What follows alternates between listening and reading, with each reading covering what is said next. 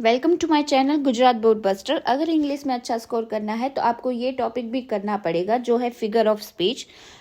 Figure of speech वैसे तो 20+ type की होती है, लेकिन हम इस वीडियो में उन्हीं फिगर ऑफ स्पीच को डिस्कस करने वाले हैं कि जो प्रीवियस ईयर में पूछी गई है।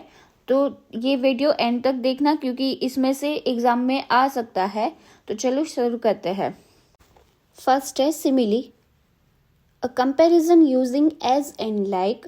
जब भी हम सेंटेंस में कंपेयर करते हैं दो चीज़ों का, लेकिन वर्ड एज एंड लाइक का इस्तेमाल करके, तब उसे कहते हैं सिमिली।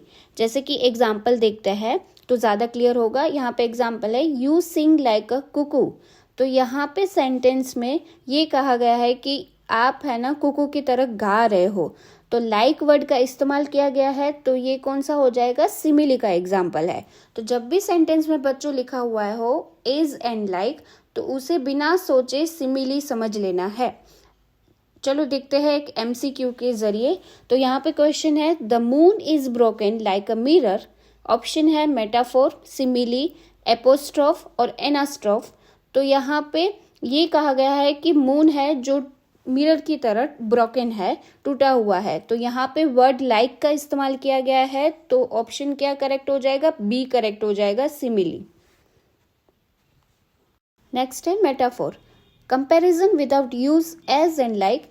जैसे कि हमने सिमिली में देखा कि सेंटेंस में हम कंपेयर कर रहे हैं, वैसे ही यहाँ पे भी कंपेयर करना है, लेकिन वर्ड एज एंड लाइक का इस्तेमाल नहीं करना है। जैसे कि एग्जाम्पल देखो, her voice is music to my ear, यानी उसकी आवाज़ मेरे कानों में म्यूजिक की तरह है। तो हम कंपेयर कर रहे हैं कि उसकी आवाज़ म्यूजिक की तरह है, लेकिन हम यहाँ पे वर्ड एज एंड लाइक का इस्तेमाल नहीं कर रहे हैं, बल्कि इज का इस्तेमाल कर रहे हैं। तो ये क्या हो जाएगा बच्चों? मेटाफोर हो जाएगा। जब कंपैरिजन करेंगे लेकिन एज एंड लाइक वर्ड का इस्तेमाल ना करें, तो उसे कहते हैं मेटाफोर। तो इसको हम एक क्वेश्चन के जरिए और क्लियर करते हैं। जैसे कि यहाँ पे क्वेश्चन है, the moon is broken like a mirror. ये क्वेश्चन में आप देख सकते हो कि हम बता रहे हैं कि चांद है जो मिरर की तरह टूटा हुआ है। तो ये हम कंपेयर कर रहे हैं मून एंड मिरर को एक दूसरे के साथ, लेकिन यहाँ पे लाइक वर्ड का इस्तेमाल किया गया है। तो लाइक वर्ड होगा तो आंसर क्या होगा? बिना सोचे डाल देना है, सिमिली। लेकिन ऑप्शन में यहाँ पे देखोगे तो ऑप्शन ए है मेटाफोर, बी है रिपीटेशन, सी है एपोस्ट्रोफ एंड डी है एनास्ट्रोफ।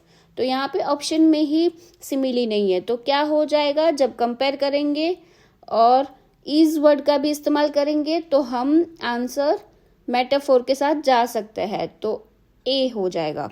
नेक्स्ट है पर्सोनिफिकेशन। तो पर्सोनिफिकेशन में क्या होता है बच्चों? Giving human qualities to non living things. जैसे कि यहाँ पे कहना चाहते हैं कि हमारी जो क्वालिटीज़ है वो हम जो नॉन लिविंग थिंग्स है उनको देते हैं, जो जिंदा चीज़ें नहीं होती है उनको देते हैं। जैसे कि एग्जाम्पल देखो, उससे ज़्यादा क्लियर होगा। The clock was running fast. तो रनिंग जो होता है वो हमारी क्वालिटी है। कभी क्लॉक को देखा है रन करते हुए?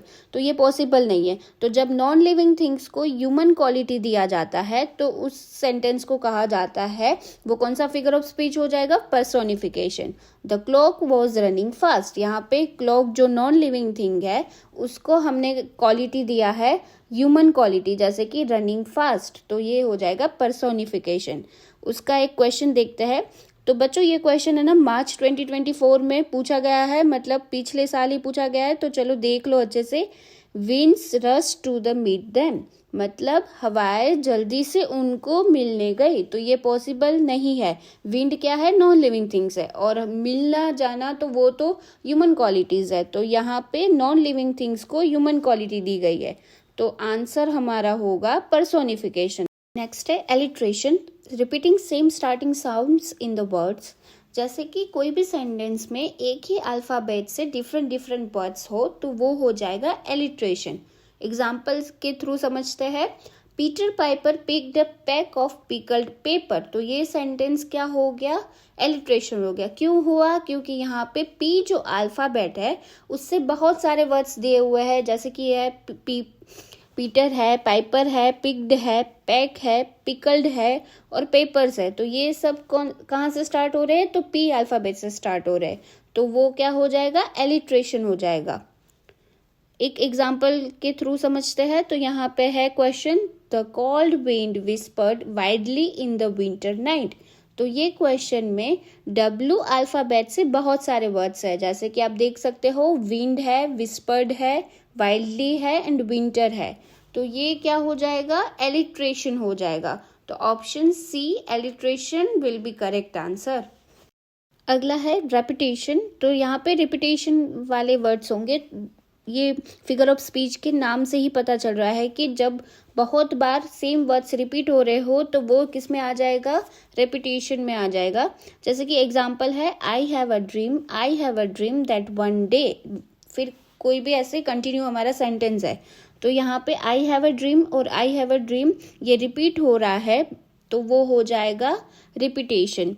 जैसे कि एग्जाम्पल, ये भी मार्च 2022 में पूछा गया है, तो PYQ क्वेश्चन है, तो इसको अच्छे से देख लो। Some say the world will end in the fire, some say in the eyes.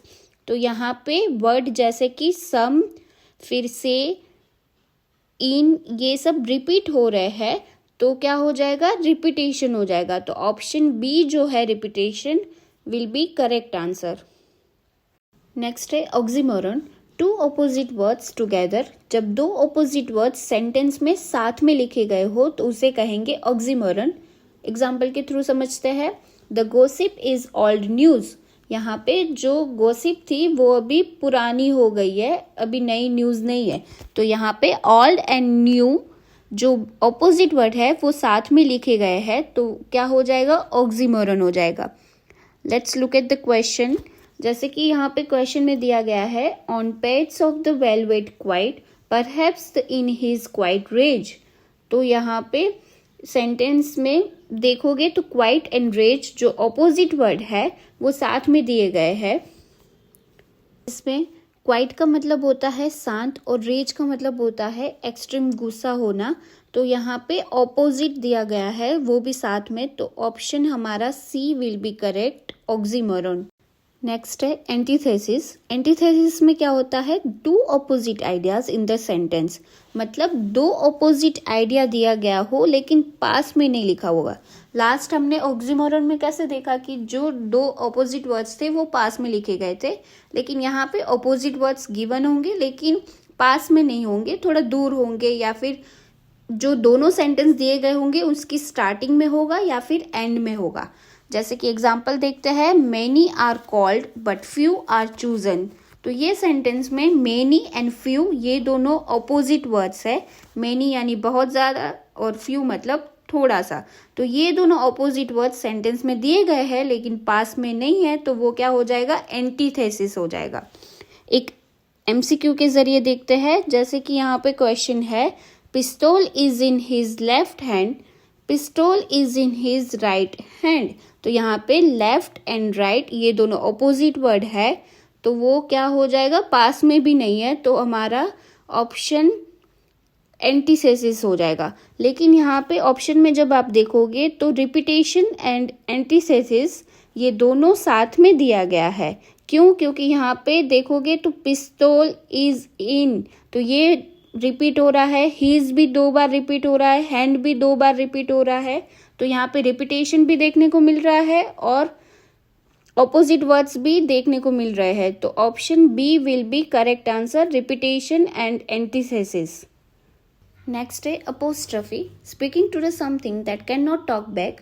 यानी यहाँ पे जब हम किसी ऐसी चीज़ से बात करते हैं कि जो वापस में हमें आंसर ना दे सके, तो वो हो जाएगा अपोस्ट्रफी। जैसे कि एग्जाम्पल देख लो, ओ सन प्लीज शाइन ब्राइटर टुडे। मतलब हम सन से बात कर रहे हैं, जो हमसे बात नहीं कर सकता है, ऐसी चीज़ से हम बात कर रहे हैं कि प्लीज़ आज साइन ज़्यादा करना, तो ये क्या हो जाएगा, अपोस्ट्रफी हो जाएगा। MCQ देखो यहाँ पे, O death where is your sting. यानी यहाँ पे हम पूछ रहे हैं डेथ को कि तेरा दर्द कहाँ पे है, तो वो हम नॉन लिविंग या फिर ऐसी चीज़ से बात कर रहे हैं जो हमसे रिटर्न में आंसर नहीं दे सकती है।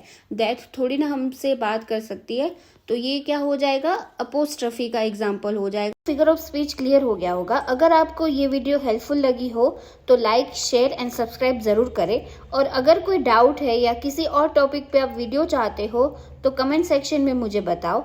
गुजरात बोर्ड बस्टर चैनल पे हम आपकी तैयारी को और आसान बनाएंगे और आपकी बोर्ड की प्रिपरेशन अलग ही लेवल पे ले जाएंगे। मिलते हैं नेक्स्ट वीडियो में, तब तक के लिए कीप लर्निंग, बाय।